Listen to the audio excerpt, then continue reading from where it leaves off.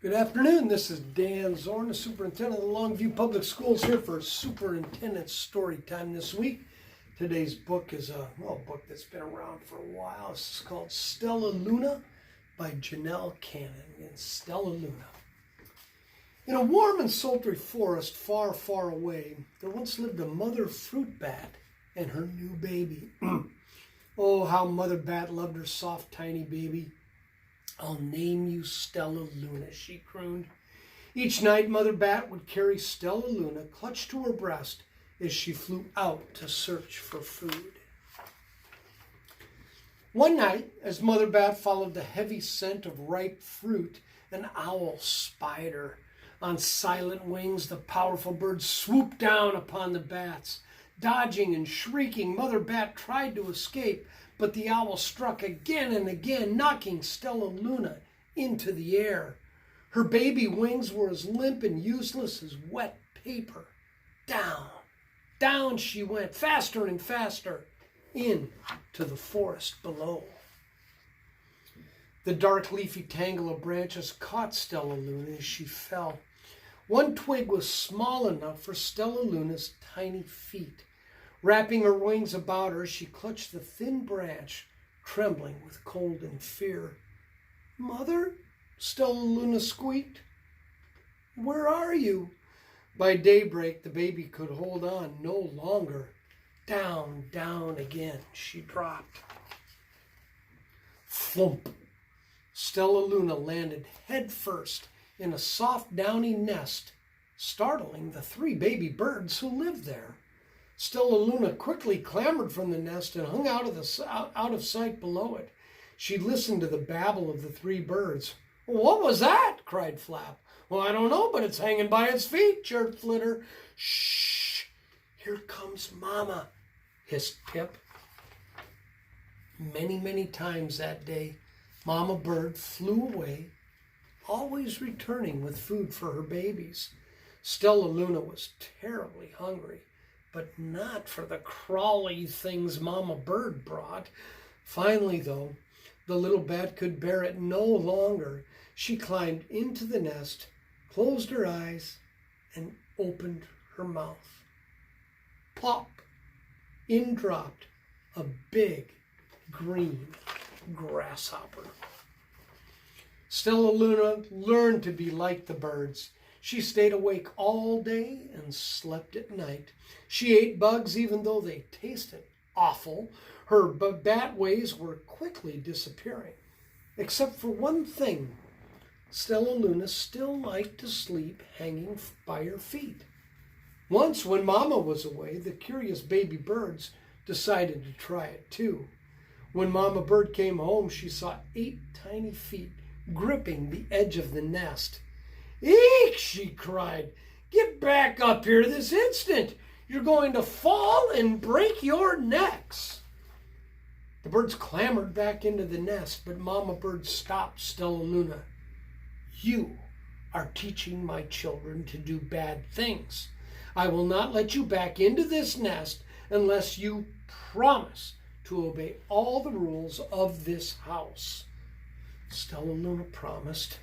She ate bugs without making faces. She slept in the nest at night, and she didn't hang by her feet. Stellaluna behaved as a good bird should. All the babies grew quickly. Soon, the nest became crowded. Mama Bird told them it was time to learn to fly. One by one, Pip, Flitter, Flap, and Stellaluna jumped from the nest. Their wings worked. "I'd just like them," thought Stellaluna. "I can fly too." Pip, Flitter, and Flap landed gracefully on a branch. Stellaluna tried to do the same. How embarrassing. "I will fly all day," Stellaluna told herself. "Then no one will see how clumsy I am." The next day, Pip, Flitter, Flap, and Stellaluna went flying far from home. They flew for hours, exercising their new wings. "The sun is setting," warned Flitter. We had better go home or we will get lost in the dark, said Flap. But Stellaluna had flown far ahead and was nowhere to be seen. The three anxious birds went home without her. All alone, Stellaluna flew and flew until her wings ached and she dropped into a tree. I promised not to hang by my feet, Stellaluna sighed. So she hung by her thumbs and soon fell asleep. She didn't hear the soft sound of wings coming near. "Hey!" a loud voice said. "Why are you hanging upside down?" Stellaluna's eyes opened wide. She saw a most peculiar face. "Well, I'm not upside down. You are," Stellaluna said. "Oh, but you're a bat. Bats hang by their feet. You are hanging by your thumbs, so that makes you upside down," the creature said. "I am a bat. I am hanging by my feet. That makes me right side up." Stellaluna was confused. Mama Bird told me I was upside down. She said I was wrong for a bird maybe, but not for a bat. More bats gathered around to see the strange young bat who behaved like a bird. Stellaluna told them her story. "You ate bugs?" stuttered one. "You slept at night?" gasped another. "Well, how very strange," they all murmured. Wait, let me look at this child." A bat pushed through the crowd. "An owl attacked you?" she said. Sniffing Stellaluna's fur, she whispered, "You are Stellaluna. You are my baby." "You escaped the owl," cried Stellaluna. "You survived." "Yes," said Mother Bat as she wrapped her wings around Stellaluna. "Come with me, and I'll show you where to find the most delicious fruit. You'll never have to eat another bug as long as you live." "But it's nighttime," Stellaluna squeaked.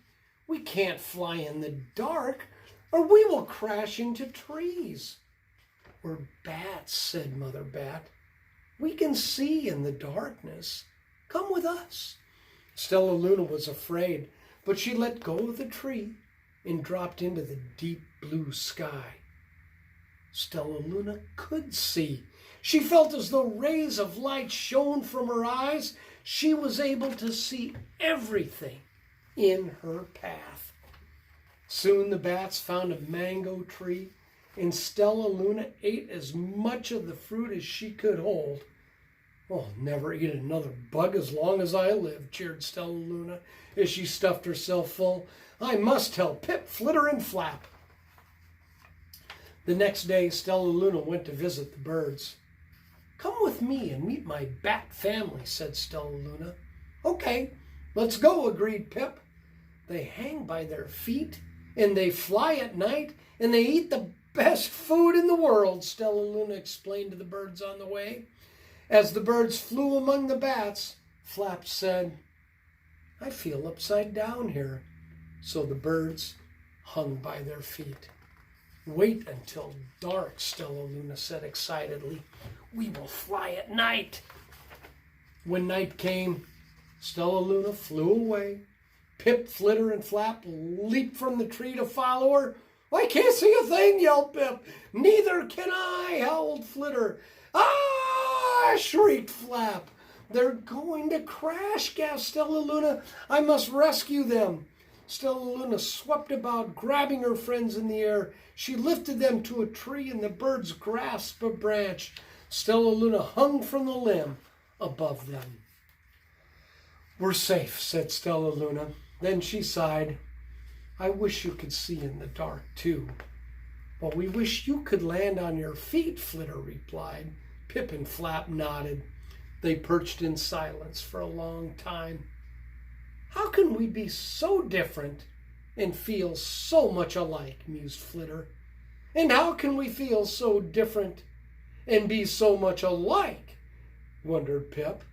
I think this is quite a mystery, Flap chirped. I agree, said Stellaluna, but we're friends, and that's a fact. There you have it. That's Stellaluna by Janell Cannon. This is Dan Zorn, the superintendent of the Longview Public Schools, where literacy is the most important thing we do.